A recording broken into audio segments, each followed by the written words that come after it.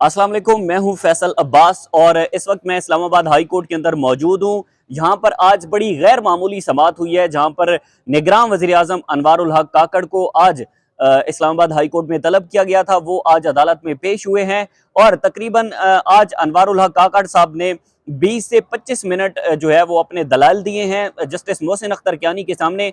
11 बजे अनवारुल हक काकड़ आज जो है वो यहाँ पर पहुंच गए थे। बेसिकली मामला था बलोच लापता अफराद का, जिसमें तकरीबन अब तक जो है वो 26 समातें हो चुकी हैं और इन 26 समातों के दौरान 3 मरतबा निगरान वज़ीर आज़म अनवारुल हक काकड़ को तलब किया गया था।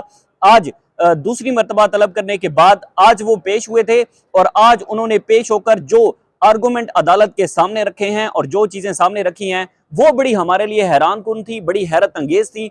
वो चीजें मैं आपके सामने रखता हूँ। फिर उसके बाद जो जस्टिस मोहसिन अख्तर कियानी के इसमें जो रिमार्क्स थे वो भी कुछ तफसीलात बड़ी अहम तरीन है कि एक सिटिंग प्राइम मिनिस्टर जो है उसको अदालत में तलब किया गया और सिटिंग प्राइम मिनिस्टर को जो है वो बड़ा उन्होंने जो भी अपने रिमार्क्स दिए। सबसे पहले अटॉर्नी जनरल जो है मंसूर अली ऐवान वो भी आज अदालत में मौजूद थे। दूसरी जानिब जो पिटिशनर की वकील हैं ईमान मजारी साहिबा वो भी आज अदालत में मौजूद थी। अटॉर्नी जनरल ने अपने दलाइल का आगाज किया और उन्होंने कहा कि पिछली समात यानी कि जो गुज़िश्ता समात थी उस पर 11 अफराद बलोच लापता जो है वो बाजियाब हो गए थे। हमारी रिपोर्ट के मुताबिक जो है वो 2 उनमें से पाकिस्तान में नहीं हैं, 4 अभी मिसिंग हैं और 9 सीटीडी की कस्टडी में हैं। 9 तलबा अभी तक मिसिंग हैं। ये ईमान मजारी साहबा ने कहा कि 9 अभी तक भी स्टूडेंट ऐसे हैं जो मिसिंग हैं, लेकिन यहां पर यह नहीं बताया गया कि उन पर जो बाजियाब हुए हैं वो लोग कहां पर थे, किस एजेंसी की कस्टडी में थे, सीटीडी की कस्टडी में थे, वो किसी और सिक्योरिटी फोर्सेस की जो है वो कस्टडी में थे, या फिर उन पर कौन सा मुकदमा दर्ज किया गया था, या फिर उन पर एफआईआर कौन सी दर्ज की गई थी, कब उनको पकड़ा गया, ये कुछ भी तफसीलात नहीं बताई गई। सिर्फ ये बताया गया है कि जी उनमें से 4 अभी मिसिंग हैं, 9 सीटीडी की कस्टडी में हैं और 11 जो है वो उनको हमने बाजियाब करवा लिया है, 2 पाकिस्तान से बाहर हैं।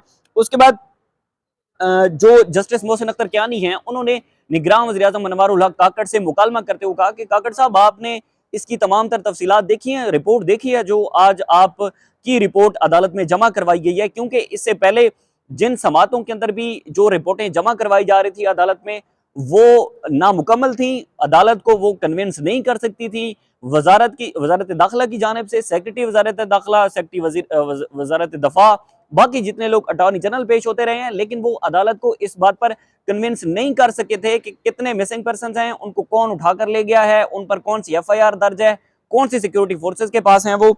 उसके बाद जस्टिस मोहसिन अख्तर कियानी ने कहा कि 2 साल में 26 समातें हुई हैं, अभी तक जो है वो स्टूडेंट बाजियाब नहीं करवाया आप लोगों ने। स्टेट के इदारों को बहुत मोहतात रहने की जरूरत होती है, एजेंसियों ने ही इनको क्लियर करके भेजा है, इदारे इससे मुस्तस्ना नहीं हैं। उन्होंने यही कहा कि वज़ीर आज़म अनवारुल हक काकड़ साहब आप भी जो है वो जवाबदेह हैं और आप अदालत के सामने वो आज इसीलिए आए थे कि उन्होंने अदालत के सामने जवाब देना था, क्योंकि वो एक रियासत के और पाकिस्तान के इस वक्त के वजीर आजम हैं, उनका तल्लुक भी बलोचिस्तान से है। उसके बाद जस्टिस मोहसिन अख्तर कियानी ने कहा जबरी गुमशुदगियों पर पूरी दुनिया में हमारे मुल्क की बदनामी हो रही है। इससे पहले जो समातें जस्टिस मोहसिन अख्तर कियानी ने की उसमें जो रिमार्क्स दिए और उन्होंने 3 डीजीज की रुकनी कमेटी बनाई जिसमें डीजी आईएसआई, डीजी आईबी और डीजी एमआई शामिल थे, तो उसको बहुत ज्यादा हाईलाइट किया गया, वो बहुत ज्यादा रिपोर्ट हुई। उसके बाद निगरान वज़ीर आज़म ने अपने जो दलाइल थे उसका आगाज किया। उन्होंने कहा कि हम तमाम लोग कानून की हदूद के अंदर रहते हुए जो है वो एक्ट कर रहे हैं, आपने हमें बुलाया, हम हाजिर हो गए। मेरी बुनियाद जो है वो बलोचिस्तान से है, मैं वहां से जो है वो इस थ्रेट का सामना कर रहा हूँ, वो लोग मुसल्लह जिद्दोजहद कर रहे हैं। अटॉर्नी जनरल ने यहाँ पर अपने दलाइल का आगाज किया। निगरान वज़ीर आज़म अनवारुल हक काकड़ साहब ने कहा कि मैं बलोचिस्तान से हूँ, अगर मैं यहाँ से बलोचिस्तान जाता हूँ तो मुझे भी थ्रेट होता है।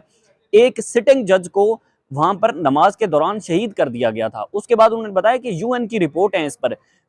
बेसिकली अनवारुल हक काकड़ साहब इस मामले को ले गए टोटल दहशतगर्दी की जानिब। एक मामला अलग है कि बलोच लापता हुए, उन पर कौन सी एफआईआर हुई, कौन सी सिक्योरिटी फोर्सेज उनको उठाकर ले गई, उन जो रिपोर्ट जमा हुई, या जो लोग बाजियाब हुए कहां से हुए, किस एजेंसी से हुए, क्या एफआईआर थी, क्या मुकदमा था, कौन लेकर गया था, कितने दिन लेकर गया था, ये बिल्कुल नहीं पता। सिर्फ उन्होंने ये कहा जनाब दहशतगर्द तंजीमें जो है वो बलूचिस्तान के अंदर और मुख्तलिफ एरियाज के अंदर जो है वो सिर्फ और सिर्फ ये इन लोगों को इस्तेमाल करती हैं। मैं बलूचिस्तान में जाता हूँ तो वहां पर भी हमें थ्रेट होता है। बाकी जो हमारे इदारे के जो लोग हैं वो इस मामले को टोटल दहशतगर्दी की जानिब ले गए। हालांकि मामला ये था, ठीक है दहशतगर्दी भी होती है, लेकिन यहाँ पर उन्होंने जवाब ये देना था कि जो बलोच मिसिंग पर्सन हैं उनका क्या मामला है, कितने बाजियाब करवाए हैं, मुकदमे क्या थे, कौन लेकर गया था, ये सारी चीजें। उन्होंने कहा मेरे ऊपर बहुत सारे इल्जाम लगाए जाते हैं।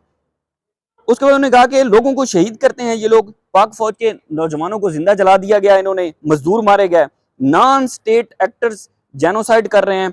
यहां पर लोग खड़े होकर उनका दिफा करते हैं, वहां हाईवे पर रोककर शनाख्ती कार्ड देते हैं। गुज्जर नाम है, गोली चोरी नाम के, वो कहते हैं कि अगर इसका गुजर नाम है तो उसको गोली मार दो, पंजाबी है तो उसको गोली मार दो, ठीक है। लेकिन यहाँ पर लोग खड़े होकर इनका दिफा करते हैं। हालांकि यहाँ पर दिफा नहीं होता, बल्कि यहाँ पर कानून और आइन की बात होती है, ये अदालत है। उसके बाद ईमान मजारी साहबा ने बोलने की कोशिश की तो अटॉर्नी जनरल साहब यहाँ पर बोल पड़े, उन्होंने नहीं बोलना दिया गया। इसमें से टोटल कोई 3 से 4 मिनट ईमान मजारी साहबा बोली हैं। उन्होंने यही बोला कि मामला जो है वो बलोच लापता अफराद का है, ना कि इसको जो है वो वज़ीर आज़म साहब दूसरे मामले पर लेकर जाना चाहिए। अच्छा, उसके बाद जस्टिस मोहसिन अख्तर कियानी ने कहा कि रियासती इदारों को मालूम है कि मुल्क कैसे चलाना है, मैं कानून के मुताबिक जवाबदेह हूँ। निगरान वज़ीर आज़म ने कहा आपने हमें बुलाया, मैं बलूचिस्तान से ताल्लुक रखता हूँ, हम आइन के अंदर रहकर काम कर रहे हैं। उसके बाद उन्होंने कहा कि जी ये कहते हैं कि स्टूडेंट की लसानी जो जबानें हैं उन पर प्रोफाइलिंग ना करें, सिस्टम में कमी और खामियां हैं, सबूत नहीं आता तो किसको हम कैसे सजा दें। सबूत नहीं आता का मतलब ये है कि अभी तक तो रियासत को, आपको, आपके वजारत जो दाखिला हैं उनको ये भी नहीं पता, या पता है तो उन्होंने अदालत को बताया नहीं कि भाई कौन लेकर गया था, किसके जिम्मे ये लोग थे। उसके बाद उन्होंने कहा कि मुझे साफी ने पूछा कि आप बलूचिस्तान वापस कैसे जाएंगे। जब मैं यहाँ पर था इस्लामाबाद में, तो para military forces, counter terrorism department के इदारों पर जो है वो इल्जाम यहाँ पर लगाए जाते हैं। मैं सिर्फ लापता अफराद के हवाले से यहाँ पर वजाहत करने आया हूँ, मैं वो वजाहत करूंगा। ये खुद इस इशू को हल नहीं करना चाहते, इनकी वजह से पूरी रियासत को मुजरिम तस्वुर करना दुरुस्त नहीं है। क्योंकि इससे पहले जो गुज़िश्ता समाअत हुई थी उस पर जस्टिस मोहसिन अख्तर कियानी ने जो एक 3 रुकनी कमेटी बनाई थी 3 डीजीज की, उस पर शायद उसकी एक वजाहत ये जा रही थी सामने कि रियासत के जिम्मे ये सारे लोग हैं। क्योंकि उन्होंने कहा था कि अगर आइंदा कोई भी अफराद, बलोच लापता अफराद होता है तो 3 डीजीज पर मुश्तमिल जो 3 रुकनी कमेटी है वो इसका जवाबदेह होगी और वो अदालत को बताएगी कि जी ये लोग कौन इनको लेकर गया। उन्होंने कहा कि मैं कल टीटीपी ज्वाइन करके मारा जाता हूं तो घर वाले इस पर रोए धोएंगे और कहेंगे कि जनाब काकड़ साहब मारे गए हैं और उनके बच्चे हैं पीछे शहीद हो गए हैं। ये नहीं देखेंगे कि मैंने टीटीपी को ज्वाइन कर लिया था और टीटीपी के लोग पाकिस्तान के अंदर जो कार्रवाइयां करते हैं वो आपके सामने हैं। उसके बाद जो जस्टिस मोहसिन अख्तर कियानी ने उन्होंने कहा कि वो एजेंसियों के सरबराह हैं, उन्होंने रिपोर्ट देनी है, काकड़ साहब को कहा। तो इस पर जो है वो यहाँ पर वज़ीर आज़म अनवारुल हक काकड़ साहब को कहा गया कि ठीक है जी आप जा सकते हैं। उसके बाद एक बड़ा नाखुशगवार वाकया जो है वो अदालत के बाहर सामने आया।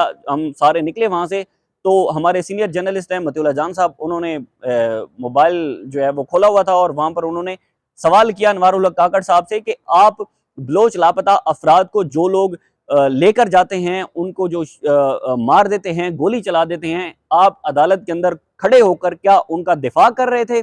इस पर जो है वो अनवारुल हक काकड़ साहब बहुत ज्यादा गुस्से में आ गया। उन्होंने अपने जितने भी गार्ड से उनको कहा कि रुक जाएं, मैं मतिउल्लाह जान को जवाब देकर जाऊंगा। उन्होंने इस बात का जवाब नहीं दिया कि उन्होंने अदालत के अंदर जो है वो बलोच लापता अफराद जो लेकर जाते हैं एजेंसीज का, उन्होंने दिफा किया।